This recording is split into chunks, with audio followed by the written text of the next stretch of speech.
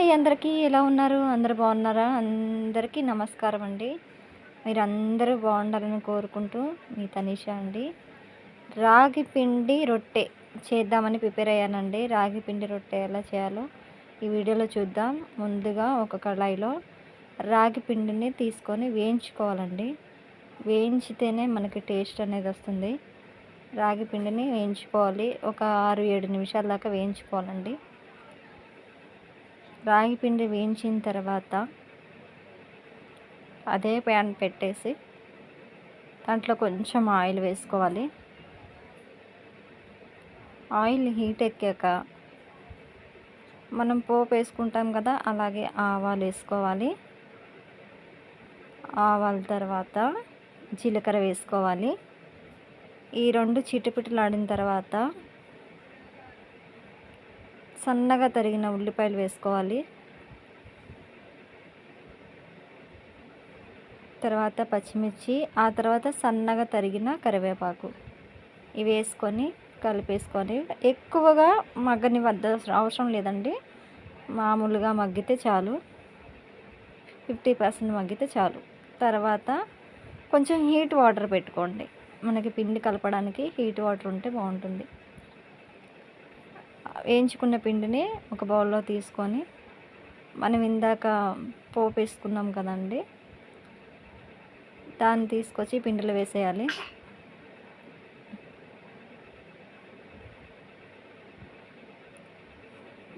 పిండిలో వేసేసి మంచిగా మరీ ఎక్కువ మెత్తగా కాకుండా మరీ గట్టిగా కాకుండా మీడియం సైజులో మనం వేడి నీళ్ళు పోసుకుంటూ కలుపుకోవాలండి. జాగ్రత్త అండి, కాలిపోద్ది. మర్చిపోయానంటే కొంచెం సాల్ట్ వేసుకోవాలి.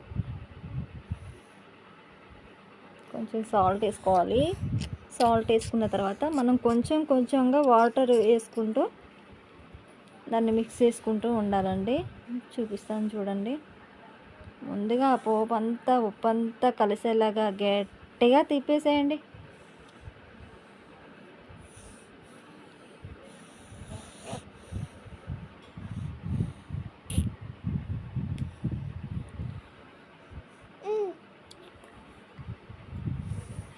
అదిగోండి, హీట్ వాటర్ వచ్చేసాయి. హీట్ వాటర్ కొంచెంగా పోసుకొని కలుపుకోవాలి.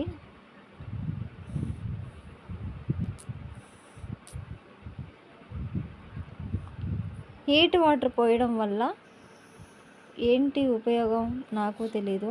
పెద్దవాళ్ళు చేస్తూ ఉంటే చూసి నేను కూడా నేర్చేసుకున్నాను. నాకు తెలిసింది ఏంటి అంటే ఉండలు కట్టకుండా సాఫ్ట్గా వస్తాయనే సంగతి తెలుసు. ఇప్పుడు మామూలుగా మనం చపాతీ పిండి, గోధుమ పిండి చేసుకోవాలన్నా, చపాతీలు చేసుకోవాలన్నా గోధుమ పిండితోటి ఏది చేసుకోవాలన్నా హీట్ వాటర్ పోస్తే సాఫ్ట్గా వస్తాయి. చాలామందికి తెలిసిన విషయమే, కొంతమందికి తెలియదు. వాళ్ళ కోసం చెప్తున్నాను. ఈ లోపల ఒక మైకా కవర్ తీసుకోండి. మైకా కవర్ లేకపోతే మీ దగ్గర ఏది అవైలబుల్గా ఉంటే అది ఆ క్వాంటిటీ వచ్చేలాగా కలుపుకోవాలండి. అలా ఉండాలి మెత్తగా. ఆ కవర్కి ఆయిల్ అప్లై చేసి మీ చేతులకు కూడా ఆయిల్ అప్లై చేసుకోండి. ఆయిల్ ఎక్కువగా వద్దు అనుకునే వాళ్ళు వాటర్ చేతులకు అప్లై చేసుకోనన్నా ఒత్తుకోవచ్చు.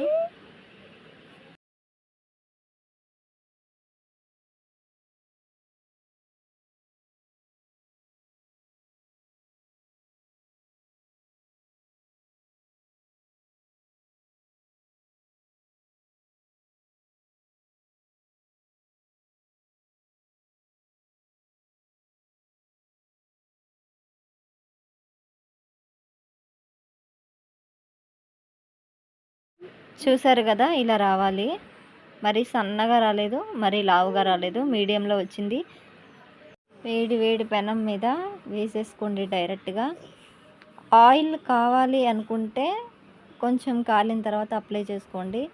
ఆయిల్ వద్దు అనుకుంటే మొత్తానికి స్కిప్ చేయండి.